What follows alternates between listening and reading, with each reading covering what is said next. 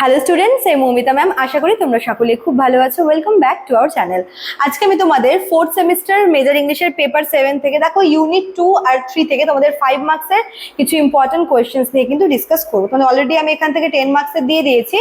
আজকে তোমাদের এক্সামের আগে আমি 5 মার্কসের কিছু কোয়েশ্চেন্স নিয়ে বলবো। দেখো ফার্স্টে এটা হচ্ছে প্যারাডাইস লস্ট থেকে রোল অফ বেলজেবুব। এর যে রোলটা কিন্তু ভীষণ ইম্পর্টেন্ট, কারণ এ ছিল হচ্ছে মানে যে ফলেন এঞ্জেলদের মধ্যে যে আর কি মেন লিড, তার রাইট হ্যান্ড বলা যায়, ঠিক আছে।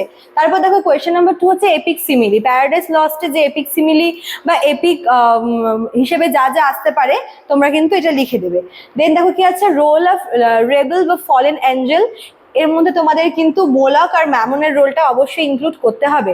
তারপর দেখো কি বলেছে question number 4, Beelzebub's response to Satan's final speech. আচ্ছা, কোয়েশ্চেন নাম্বার 5 হচ্ছে সিগনিফিকেন্স অফ প্যান্ডেমোনিয়াম। তো এই 5টা কোয়েশ্চেন তোমরা কিন্তু 5 মার্কসের জন্য পড়বে প্যারাডাইস লস্ট থেকে। দেন দেখো এখান থেকে নেক্সট টপিক থেকে আছে হচ্ছে গেম অফ ওমরে। এই যে ওমরে গেমের যে সিগনিফিকেন্সটা কিন্তু ভীষণ মানে তোমাদের এক্সামে আসার চান্স আছে। তারপর দেখো 7 নাম্বার কোয়েশ্চেন হচ্ছে হ্যাম্পটন কোর্ট। ওই হ্যাম্পটন কোর্টে মানে ওই যে কোর্ট সিনটা, মানে ওখানে কি কি হচ্ছিল, সবাই সেখানে কিভাবে এসেছিল সবটা।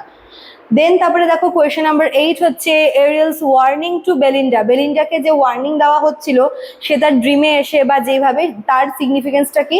তারপর দেখো 9 নাম্বার কোয়েশ্চেন, এটা হচ্ছে হু ওয়াজ ব্যারন। ওর সাথেই আছে why did he cut the lock and what finally happen to her lock.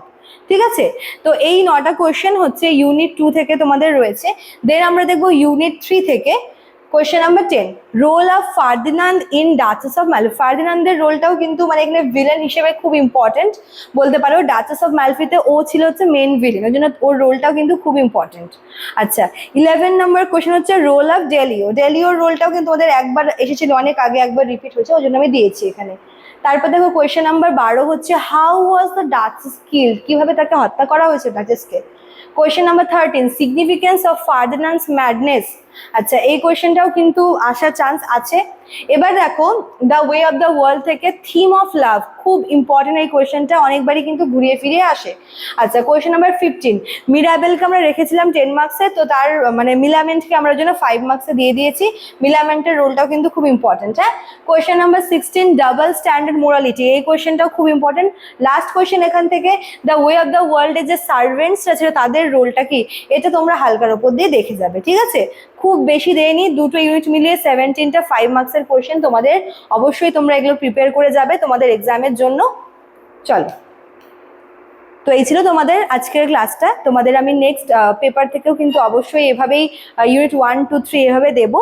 আর যারা ভাবছো নোটস নেবে এক্সামের আগে, তারা আমাদের অফিসিয়াল নাম্বারে কল করে নিও। এখানে অফিসিয়াল নাম্বার দেওয়া আছে, কোর্স ফিও কিন্তু এখানে দেওয়া রয়েছে। ঠিক আছে, চলো আজকে এতটুকুই থাকলো, দেখা হচ্ছে নেক্সট ক্লাসে। Thank you.